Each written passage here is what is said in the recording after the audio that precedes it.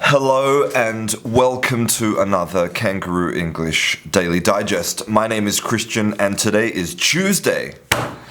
Best day of the week.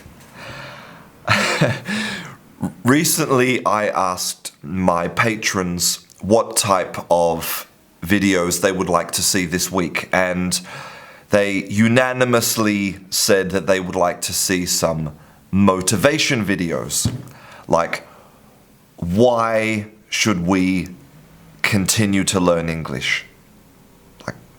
Because learning English is really hard and motivation is really important. And one of the problems with learning a language is that it takes a really long time. And humans in general tend to be quite myopic. Now, if you suffer from myopia, that means that you are normally quite good at seeing things up close, but you have a problem seeing things that are in the distance. And it's also known as short-sightedness, but the technical term is myopia.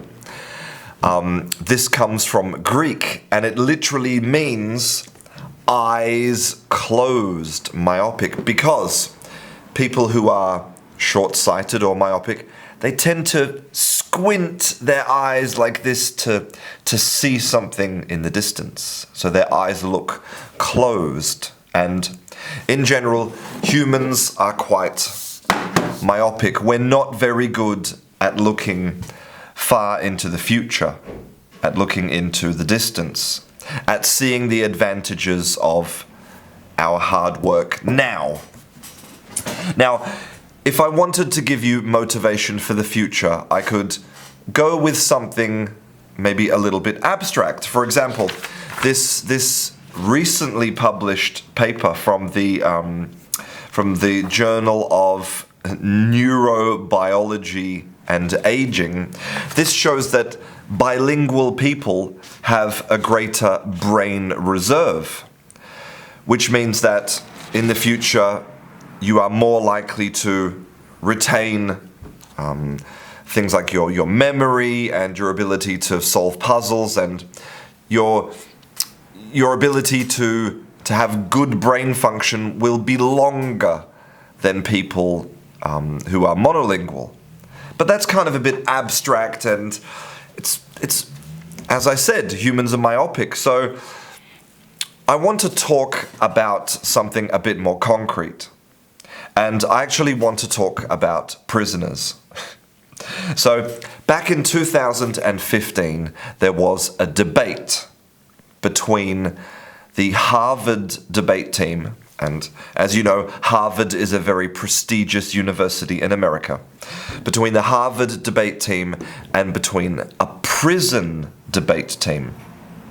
Now, these prisoners, they were from the East New York Correctional Facility, and their names were Carl Snyder, Dijuan Tatro, and Carlos Polanco. And they were debating against the Harvard team on this particular subject, which was, should public schools be allowed to turn away or reject students whose parents entered the United States illegally? Now, there's a few interesting things about the difference between the Harvard debate team and the prison debate team.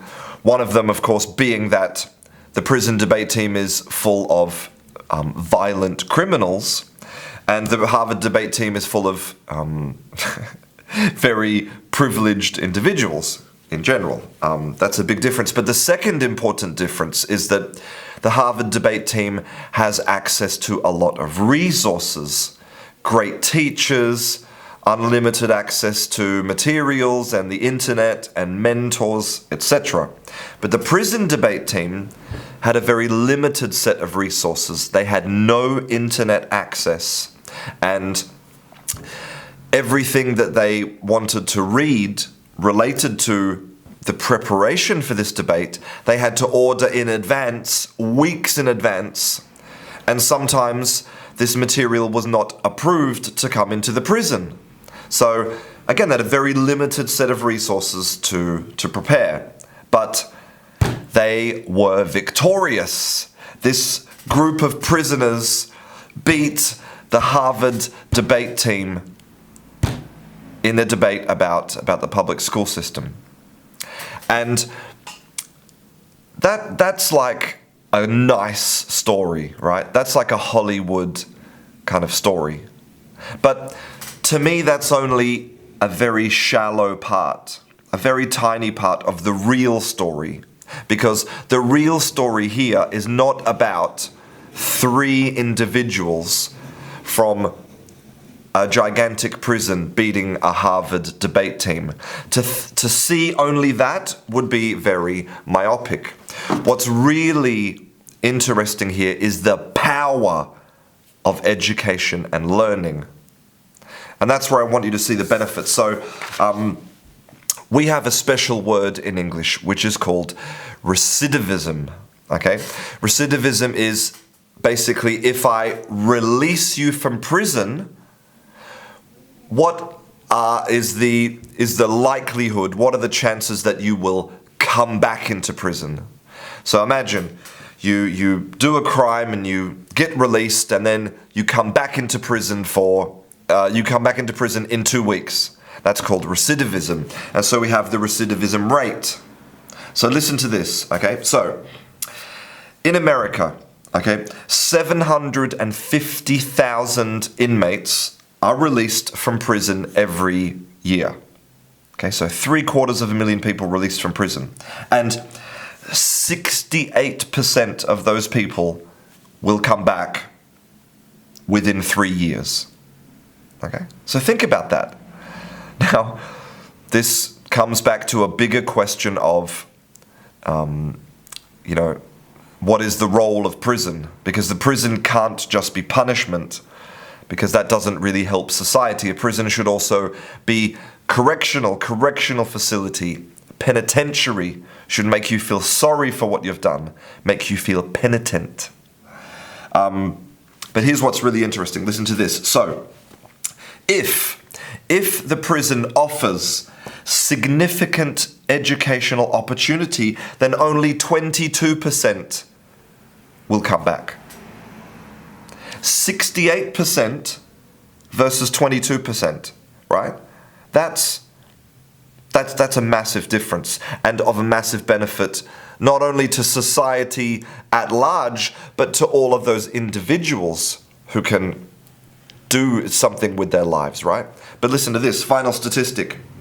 Among the people who are part of this particular program that helped this debate team, only 2% returned to prison.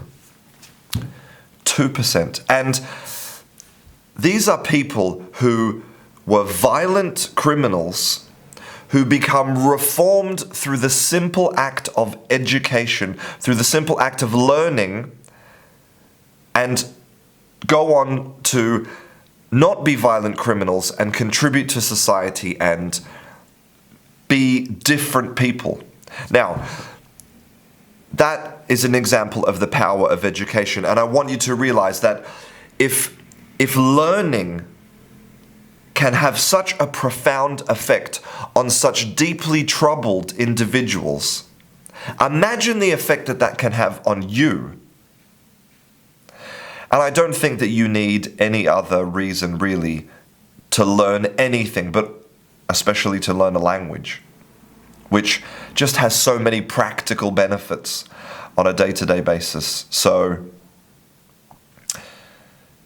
it can change your life. And it can change your life in a meaningful way very quickly. So I hope that you feel like now you have some Tuesday motivation. I'm Christian, this is Canguro English, and I'll see you in class.